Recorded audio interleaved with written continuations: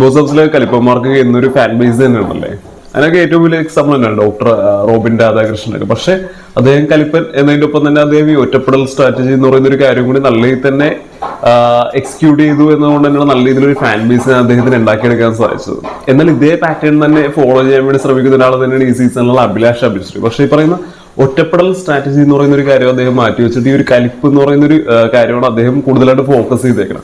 കാര്യം അദ്ദേഹത്തിന്റെ ഒരു ഇൻട്രൊഡക്ഷൻ വീഡിയോയിൽ തന്നെ അദ്ദേഹം പറയുന്നുണ്ട് അദ്ദേഹത്തിന് ഭയങ്കരമായിട്ട് ദേഷ്യം വരുന്ന ഒരാളാണ്. അപ്പൊ അതൊക്കെ മാക്സിമം കൺട്രോൾ ചെയ്യാൻ വേണ്ടി അദ്ദേഹം ശ്രമിക്കും എന്നുള്ള ഇതിലൊക്കെ അദ്ദേഹത്തിന്റെ വീഡിയോ കണ്ടപ്പോൾ എനിക്ക് തോന്നിയിരുന്നു ഇതൊക്കെ ഇപ്പൊ ഒരു ഇൻട്രൊഡക്ഷൻ വീഡിയോ ഒക്കെ അതിന് അങ്ങനെ പറയേണ്ട കാര്യം ഉണ്ടോ എന്നുള്ളത് ഞാൻ ചിന്തിച്ചിരുന്നു. ഉറപ്പായിട്ടും അദ്ദേഹത്തിന്റെ ഒരു പ്ലാൻ തന്നെയായിരുന്നു കാര്യം. ഇതിനകത്ത് അനാവശ്യമായ കാര്യങ്ങൾക്ക് പോലും, അതായത് വേണമെങ്കിൽ സംസാരിച്ചു വിടാവുന്ന കാര്യങ്ങൾക്ക് പോലും കണ്ടന്റ് ഉണ്ടാക്കാതെ തന്നെ ഒരു ആങ്കർ കൂടുതലായിട്ട് ആൾക്കാരുടെ മുമ്പിലേക്ക് എത്തിക്കുക എന്നുള്ള രീതിയിൽ തന്നെ അദ്ദേഹം ഫോക്കസ് ചെയ്തിട്ട് ഭയങ്കരമായിട്ട് ഒച്ചെടുക്കുക, അലറി വിളിക്കുക എന്നുള്ള രീതിയിലുള്ള ഒരു സ്ട്രാറ്റജിയിലാണ് അദ്ദേഹം പോയിക്കൊണ്ടിരിക്കുന്നത്. പക്ഷെ അത് ഒട്ടും വേണ്ട രീതിയിലാണ് വർക്ക്ഔട്ട് ആവുന്നില്ല. കാര്യം അനാവശ്യമായ കാര്യം ഇപ്പൊ അദ്ദേഹത്തിന് ചുറ്റിപ്പറ്റിയോ അല്ലെങ്കിൽ വേണമെങ്കിൽ മറ്റുള്ള കാര്യങ്ങളിലാണെങ്കിൽ പോലും ഇടപെടുന്ന സമയം ഉറപ്പായിട്ടും ആങ്കർ ആവാം, ദേഷ്യമാവാം. പക്ഷെ എങ്കിൽ പോലും അതിനൊരു ലിമിറ്റ് ഉണ്ട്. അത് വിട്ടിട്ട് അത് ഓവറായിട്ട് വീണ്ടും വീണ്ടും ഒരു കണ്ടന്റിന് വേണ്ടി കിടന്ന് കഷ്ടപ്പെടുന്നത് ഒരു ഓഡിയൻസിനെ സംബന്ധിച്ചിടത്തോളം അത് കാണുമ്പോൾ നമുക്ക് മനസ്സിലാക്കാവുന്നതേ ഉള്ളൂ.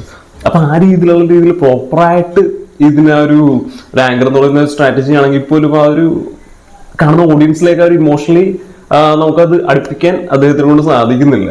പിന്നെ മാത്രമല്ല ഈ ഡോക്ടർ റോബിൻ എന്ന് പറയുന്ന ഒരു കാര്യം, ഈ പറയുന്ന ഒരു ആങ്കർ എന്ന് പറയുന്ന ഒരു കാര്യം ഉണ്ടെങ്കിൽ പോലും അതിന്റെ ഒപ്പം തന്നെ ഒരു ഇമോഷണൽ കണക്ഷൻ ഈ കാണുന്ന ഓഡിയൻസുമായിട്ട് അദ്ദേഹത്തിന് ഉണ്ടാക്കിയെടുക്കാൻ പറ്റിയിട്ടുണ്ടാവുന്നു. അപ്പൊ ഇത് ഉറപ്പായിട്ടും തുടങ്ങിയിട്ടേ ഉള്ളൂ. പക്ഷെ എങ്കിൽ പോലും ആദ്യമേ നമ്മൾ നോക്കേണ്ട ഒരു കാര്യം എന്ന് വെച്ചിട്ടുണ്ടെങ്കിൽ ഈ കാണുന്ന ഓഡിയൻസുമായിട്ടൊരു ഇമോഷണൽ കണക്ഷൻ ഉണ്ടാക്കിയതിനു ശേഷം നമ്മൾ എന്ത് വേണമെങ്കിലും ഈ പറയുന്ന ആങ്കർ ആയിക്കോട്ടെ എന്താണെങ്കിലും കാണിച്ചു കഴിഞ്ഞാലും അതിന് കുറച്ചെങ്കിലും ജസ്റ്റിഫൈ ചെയ്യാൻ സാധിക്കും. പക്ഷേ ഒരു ഇമോഷണൽ കണക്ഷൻ ഒന്നും ഉണ്ടാക്കാതെ നമ്മൾ വെറുതെ കിടന്ന് ബഹളം വിളിക്കുകയോ അല്ലെങ്കിൽ ഒരുപാട് കിടന്ന് അലമുറയോ ഇട്ട് കഴിഞ്ഞിട്ടുണ്ടെങ്കിൽ ഒരിക്കലും ആ ഒരു വേണ്ട രീതിയിൽ ഒരു ഓഡിയൻസിലേക്ക് നല്ല രീതിയിൽ റീച്ച് ചെയ്യാനോ അല്ലെങ്കിൽ ഒരു വലിയൊരു ആർമി ഒരു ഫാൻ ബേസ് ഒന്നും ഉണ്ടാക്കിയെടുക്കാനുള്ള സാധ്യത ഭയങ്കര കുറവാണ്. അപ്പൊ ഈ അഭിലാഷ് അഭിശ്രീനെ കുറിച്ച് എനിക്ക് തോന്നിയ ഒരു കാര്യം വെച്ചിട്ടുണ്ടെങ്കിൽ അദ്ദേഹത്തിന് ഈ പറയുന്ന രീതിയിൽ ഒരു അർജുൻ റെഡ്ഡി സ്റ്റൈലാണ് അദ്ദേഹം പിടിക്കാൻ വേണ്ടി ശ്രമിക്കുന്നത്.